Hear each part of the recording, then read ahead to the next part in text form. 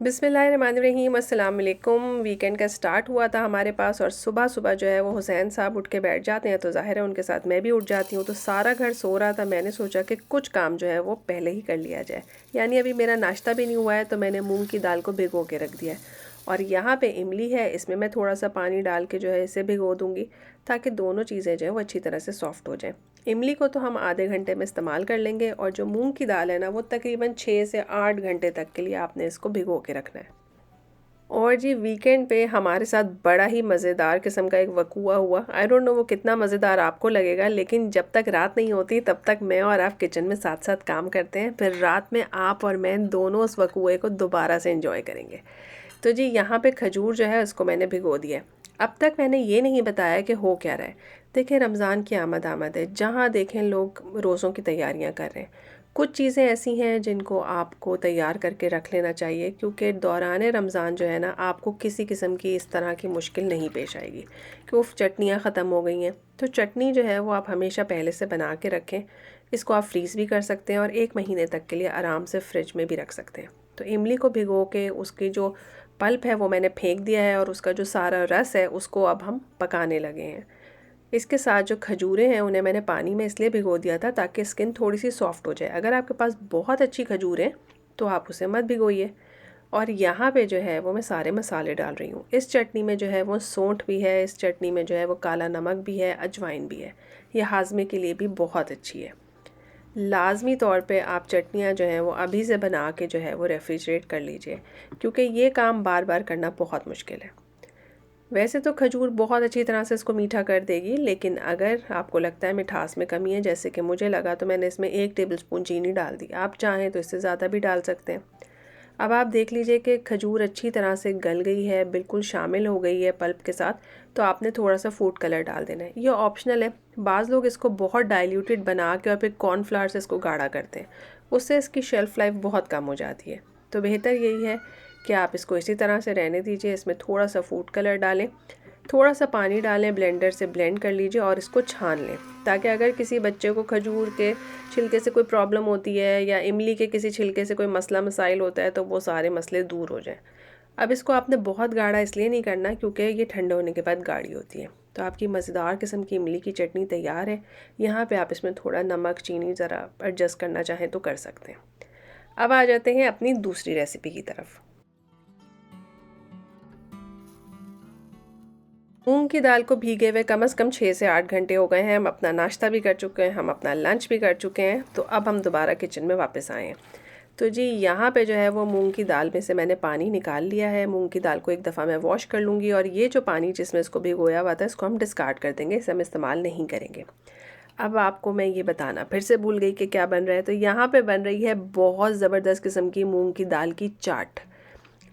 चना चाट होती है ना, काला चना चाट, सफ़ेद चना चाट, दाल की चाट, तो मूंग की चाट भी होती है और बड़ी ही ज़बरदस्त और मज़ेदार होती है। तो आधी दाल मैंने अलग रख ली, और आधी दाल को जो है वो मैंने एक छन्नी पे रख के और उसके ऊपर से कपड़ा कवर करके रख दिया।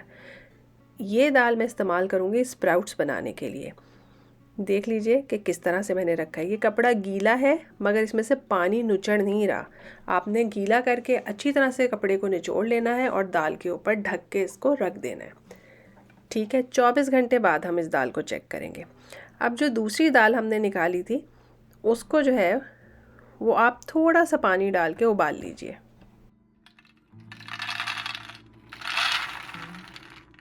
बहुत से लोग भीगे हुए मूंग की ही डायरेक्ट चाट बना लेते हैं, ठीक है ना। अगर आपको वो पसंद है तो आप ज़रूर बना सकते हैं, लेकिन मैंने मूंग को जो है वो थोड़ा सा गला लिया है।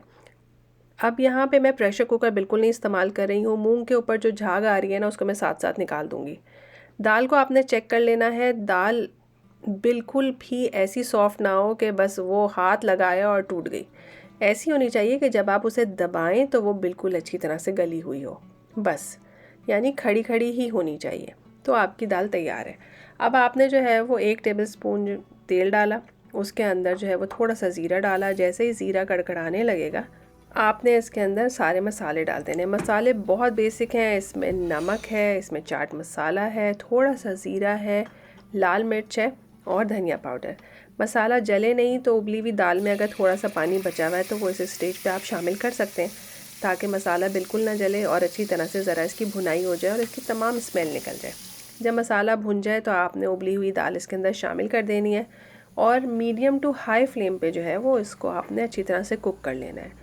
थोड़ी ही देर में जो है वो सारा मसाला दाल पे कोट हो जाएगा। आपने ऊपर से इसके डाल देना है लेमन जूस और थोड़ा सा केचप। अगर आपके पास चिली गार्लिक सॉस है तो वो भी आप इधर डाल सकते हैं।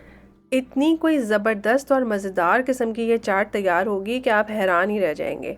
इसके ऊपर आपने अपनी मर्ज़ी से जो है वो गार्निश कर लेना है। हरी मिर्चें, धनिया, टमाटर और प्याज मैंने शामिल किया था और ये सब चीज़ें मैंने उस वक्त शामिल की हैं जब दाल मुकम्मल तौर पे ठंडी हो गई है। आप ये मत समझिए कि दाल अभी गर्म है।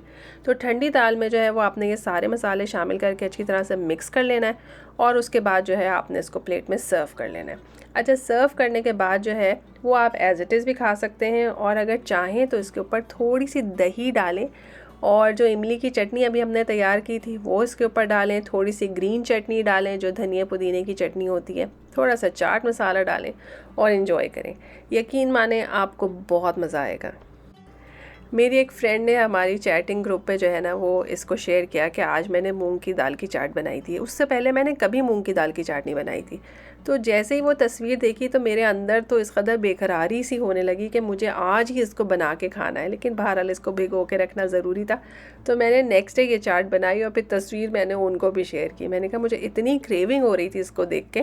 तो यकीन माने ये बहुत मज़ेदार चाट है, ये बहुत ज़बरदस्त चाट है। आपकी इफ्तारियों के लिए ये बहुत अनयूजुअल है, आपको एनर्जी भी देगी और आसान भी बहुत है।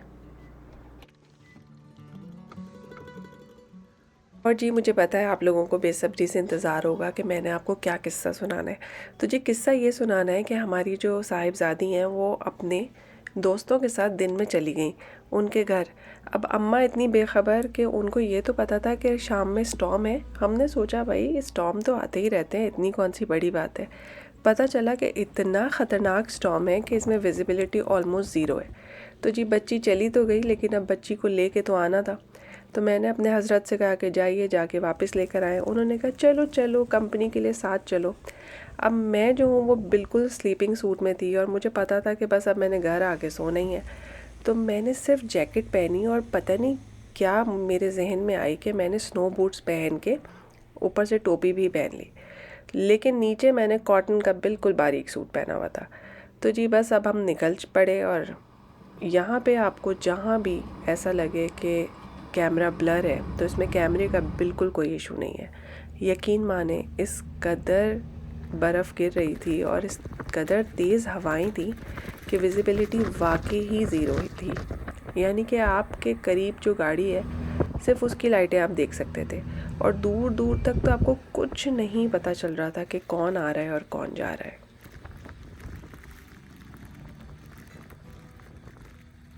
इस तरह के बहुत सारे स्टॉर्म्स आए होंगे यकीनन, लेकिन वो शायद मुझे इसलिए नहीं पता चले क्योंकि मैं तो घर में ही तशरीफ़ फरमा रहती हूँ, मैं तो बाहर निकलती ही नहीं हूँ। लेकिन ये पहली दफ़ा था कि मैं इस तरह से बाहर निकली। इवन मेरे हज़रत भी यही कह रहे थे कि मैंने कभी इतने स्टॉर्म में गाड़ी नहीं चलाई है। तो बहुत ध्यान से और एहतियात से हम जा रहे थे और यहाँ से हमने लेनी थी हाईवे। आप यकीन करें हमें कोई एग्ज़िट नहीं नज़र आ रहा था जिससे हमने हाईवे लेनी है। पहली दफ़ा मुझे एहसास हुआ कि ये जो साइड में डंडे जिनका मैं हर वक्त मजाक उड़ाती रहती थी वो कितने कारआमद हैं। यानी जब इतनी बर्फ़ पड़ती है तो उन डंडों की मदद से ही आप अंदाज़ा कर सकते हैं कि आपकी रोड है कहाँ पे। हालांकि साथ साथ सफाई हो रही थी लेकिन उसके बावजूद इस कदर ख़तरनाक तूफ़ान था कि मैं तो बस दुआएं पढ़ती गई कि खैर आफियत से पहुँच जाऊँ।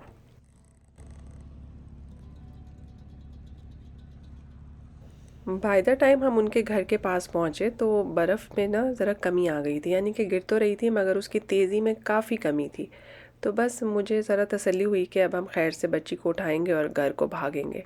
लेकिन जैसे ही हमने यहाँ से टर्न लिया तो हमारी गाड़ी अच्छी खासी स्किड हुई, जिससे मुझे अंदाज़ा हुआ कि भाई इस मौसम में गाड़ी चलाना जो है ना वो तफरी नहीं है। और मेरे मियाँ जो हैं वो बार बार मुझे कह रहे हैं गाड़ी चला लो गाड़ी चला लो। मैंने कहा ना बाबा मैं नहीं चलाती। टाइम आपने देख लिया 9:46 हो रहे हैं। अब हमने इस घर से बच्चों को उठाया है और गाड़ी रिवर्स की है। सबसे मज़े की बात यह है कि जैसे ही गाड़ी रिवर्स की गाड़ी फंस गई। 3-4 मिनट तक तो हम खुद ही कोशिश करते रहे कि किसी तरह से बर्फ़ हट जाए, लेकिन फिर अंदर से जो है वो हमारे दोस्त बाहर निकल आए, बेचारों ने शवल निकाला, बहुत कोशिश की कि गाड़ी बाहर निकले। आप यकीन करें 10 से 12 मिनट हो गए और गाड़ी नहीं निकल रही थी। फिर इनके नेबर्स में से एक साहब आए और उन्होंने टायर के नीचे कोई ऐसी चीज़ रखी जिसकी वजह से गाड़ी रिवर्स करना हमारे लिए आसान हुई। तो पहले बर्फ़ को शवल किया, उसके बाद जो है वो रिवर्स की। इंतहाई तगो-दो के बाद ये गाड़ी बाहर निकली और हमने शुक्राना बस दिल में अदा किया कि अल्लाह का शुक्र है कि बस ये मुड़ गई किसी तरह से। शुक्रिया। मेरे ज़हन में तो यही था कि बस अब जो दूसरी बच्ची है उसको खैर से घर छोड़ें, 1 मिनट की ड्राइव पे उसका घर है और घर वापस जाएँ।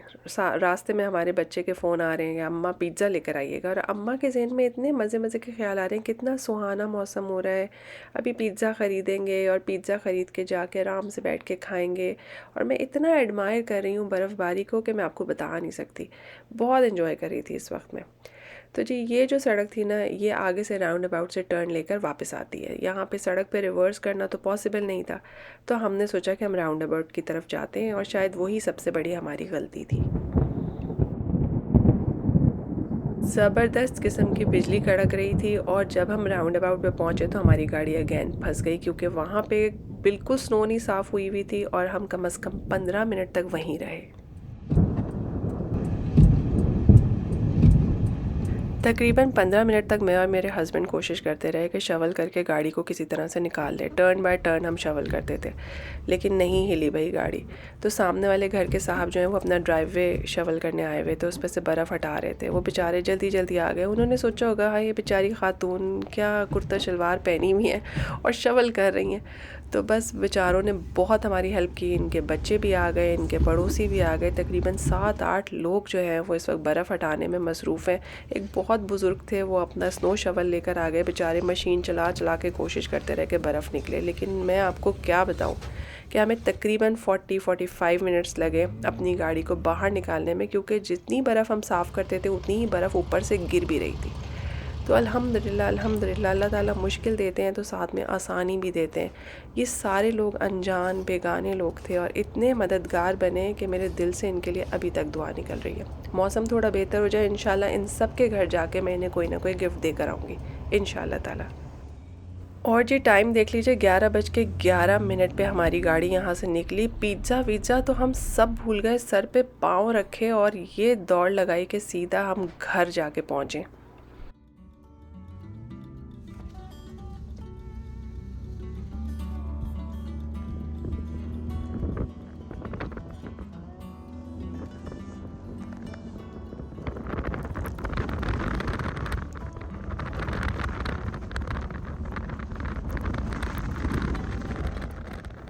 यहाँ पे मुझे ये ख़्याल आ रहा था कि अल्हम्दुलिल्लाह हमारे पास ज़रूरियात ज़िंदगी मौजूद हैं, और उसके बावजूद इस तरह की मुश्किल में पड़ जाएं तो किस कदर आपके लिए जो है वो दुश्वारी होती है। लेकिन वो लोग जिनके पास पूरे असबाब नहीं होते और उन्हें अल्लाह ताला की तरफ से मुश्किल आती है, तो बस अल्लाह ही उनका हामी और नासिर होता है। तो अपने इर्द गिर्द जो है ना ज़रूर नज़र डाल के रखें। मेरी सिचुएशन के अलावा आप अपने अराउंड भी देखिए, अगर किसी को मदद की ज़रूरत है तो ज़रूर उसकी मदद कीजिए, क्या पता उसके पास मुकम्मल असबाब ना हो। तो जी ये देखिए कि यहाँ पे बर्फ़ के ढेर लगे हुए हैं, और जिन लोगों को कनाडा आना है और जो मेरी वीडियोस देख के बड़े खुश होते हैं, तो जी बिल्कुल खुश हो जाएं। बहुत मज़ा आता है बर्फ़ में, और सबसे मज़े की बात ये कि जिस वक्त बर्फ़ गिर रही होती है ना उस वक्त बिल्कुल भी ठंड नहीं होती, तो आप आराम से वॉक कर सकते हैं। ये हो रहे हैं रात के तकरीबन 1, और इस टाइम पे जो है वो सड़क साफ़ हो रही थी। देखते हैं सुबह सड़क की क्या सिचुएशन होती है।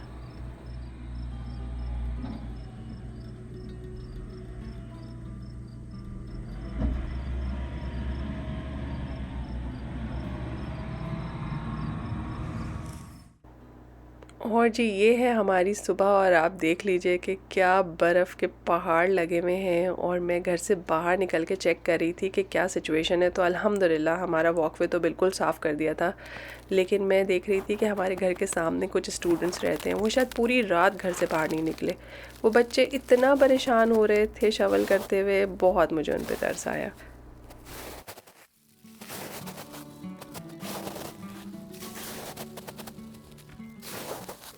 तो जी ये था हमारा तूफ़ानी दौरा, तूफ़ान का वक़ुआ और उसके बाद बर्फ़ के पहाड़। होपफुली आपको ये पूरा का पूरा वाक़या बहुत मज़ेदार लगा होगा। अब चलते हैं अपने स्प्राउट्स की तरफ। कपड़े को आपने बार बार भिगो के निचोड़ के इसके ऊपर रखना है, कपड़ा बिल्कुल ना सूखे। 2 दिन के अंदर अंदर स्प्राउट्स निकल आते हैं। इनको वॉश करके डब्बे में बंद करके आप फ्रिज में रख सकते हैं। 3 से 4 दिन तक बिल्कुल परफेक्ट रहेंगे। इनको अब आप इस्तेमाल कैसे कर सकते हैं, जैसे मैं कर रही हूँ। मैंने क्या किया है, मैंने बनाया है सैलड। उसके अंदर मैं स्प्राउट डालूंगी, उसके ऊपर मैं मेयोनीज़, केचप, मस्टर्ड, नमक, काली मिर्च डालूंगी, अच्छी तरह से मिक्स करूंगी और खूब इंजॉय करूंगी। अगर आपको इसे सैलड में खाना अच्छा नहीं लगता है तो आप इसको बहुत आराम से सब्ज़ी की तरह पका सकते हैं, क्योंकि आपने किया ही यही है, दाल के अंदर से पौधा उगा लिया है, यही किया है ना।